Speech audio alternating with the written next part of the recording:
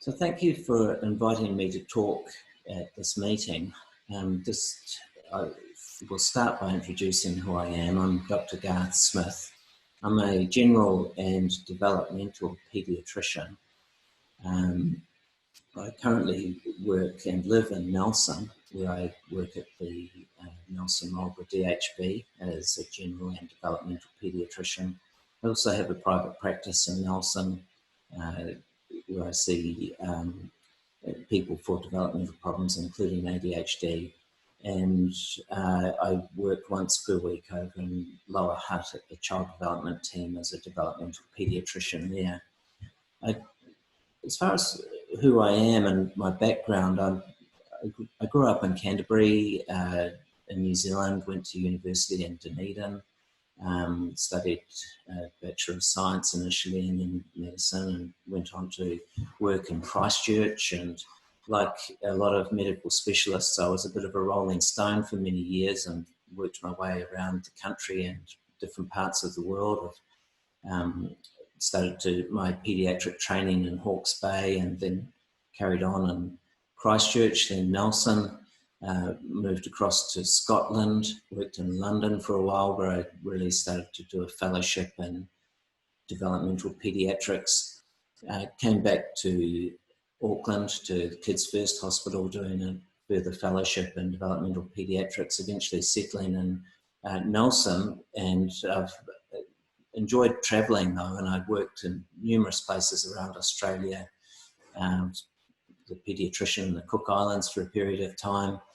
And I've done various locum work around the place because I guess I'm a bit of a rolling stone at heart, and I enjoy seeing different people in different cultures and different environments. Part of my work has, over the years, a big part of my work has been ADHD, and I have a significant interest in ADHD. About 12 years ago, I worked at the ADD Family Support Centre in Wellington, which no longer exists, and I was seeing adults there as well, and I got a lot of experience with adult ADHD in that environment. So I've been asked to talk about the diagnosis and the challenge of diagnosing ADHD, and it certainly is a challenging condition to diagnose. It's a common condition. It affects about 5% of children, and of those children that are diagnosed, about 2/3 of those children still have significant symptoms in the adult years. So about 1/3 of people, the symptoms become less problematic, and effectively it goes away with age and maturity. The major challenge with diagnosing ADHD, even though it's a common condition, is that the symptoms are very vague. The symptoms are hyperactivity and impulsivity and attention difficulties. And when I say they're vague, there's a lot of things that can give you those symptoms. And so the list of other conditions that we have to consider when diagnosing ADHD is very long. There's a long list of other mental health conditions and medical conditions that can give you those symptoms. And there's some modern conditions related to the environment that we live in now, such as the technology that we're exposed to, that can give you those symptoms as well. So the challenge as a doctor trying to make the diagnosis is really ruling out all of the long list of other things that can give you these symptoms, which are quite non-specific in their nature. The other challenge is that we don't have a test that tells us that you have ADHD.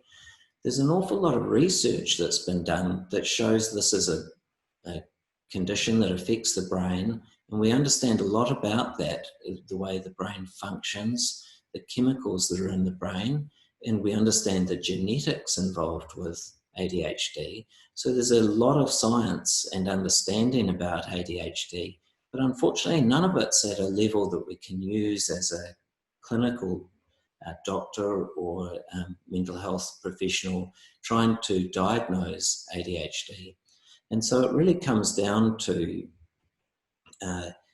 meeting the person who may have the symptoms, hearing their life story, and trying to rule out other things that could be giving the symptoms. And essentially it becomes a diagnosis of exclusion, and that we have to exclude all of these other conditions to be certain that we're dealing with ADHD.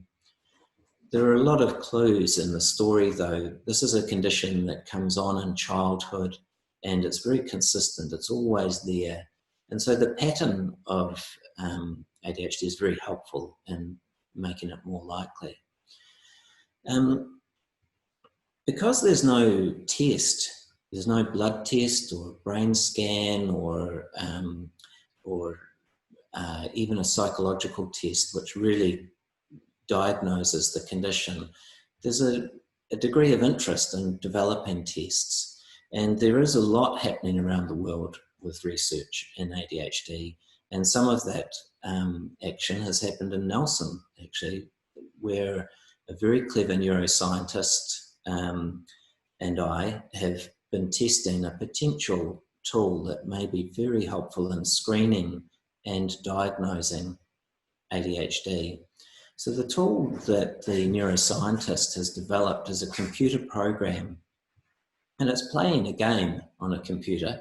It's quite a simple game. It's the Battleships game, which a lot of people may be familiar with, where Battleships is essentially a guessing game where you, on a grid, you try to identify where the battleships are hidden underneath the grid. And, you know, it's a game from a long time ago. It was an analog game played on a board, essentially, and it was a lot of fun.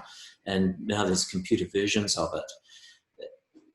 Fabian, the neuroscientist who's developed this theory and developed the software to do this test, has developed a very simple program where you play the battleships against the computer, and the random choices that you make,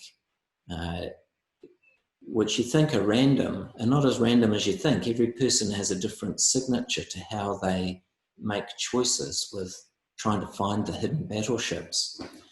And so the people that we've researched will play this game between 4 and 8 times, and then the computer has been measuring the types of choices that they make and the time between the choices and how they go about finding the battleships. What happens behind the scenes is some very complex mathematics that have been developed with a team of people, and the choices can be analysed, and we can see a pattern that makes every person different.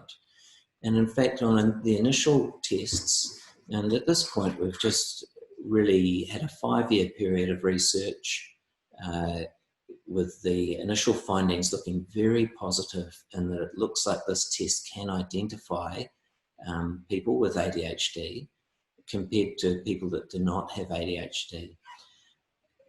From a research point of view, that's very exciting, but it's also important to realise that it's just stage 1, in that this test on the initial sample of people that have been tested looks to be very useful.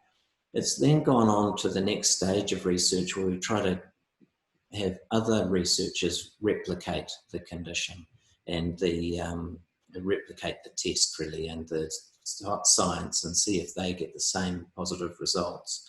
So at the moment there's a replication study happening in Turkey, and there's going to be other replication studies that are starting up soon. The other thing is to see whether this test actually identifies ADHD, or whether it just identifies something that, you know, other things that might look like ADHD. So we're extending the research to look at other conditions that can give you brain function differences that may look like ADHD. So it's very early days, but it's very exciting. So the potential use for this tool is that we could use it for a screening tool to identify people that might have ADHD and potentially diagnose ADHD at an earlier age. It will potentially allow an objective test, so a test that gives a measure. It's not just a human judgment about whether ADHD is present. And there's also potential to use it to help monitoring people that are being treated for their ADHD to see if the treatment is working at the most optimum level. So in summary, hopefully I've shown you that diagnosing ADHD is very challenging for clinicians. We have a lot of things to consider and very few good tools to be able to make careful and correct diagnosis. There's a lot of research happening around the world, and that includes in New Zealand, and here we've developed a tool which looks very promising and we hope will be useful in the future to improve diagnosis, both with timing and accuracy. And I guess we just need to watch this space. We're certainly working on it and we're very positive and excited that it may be useful. Thank you.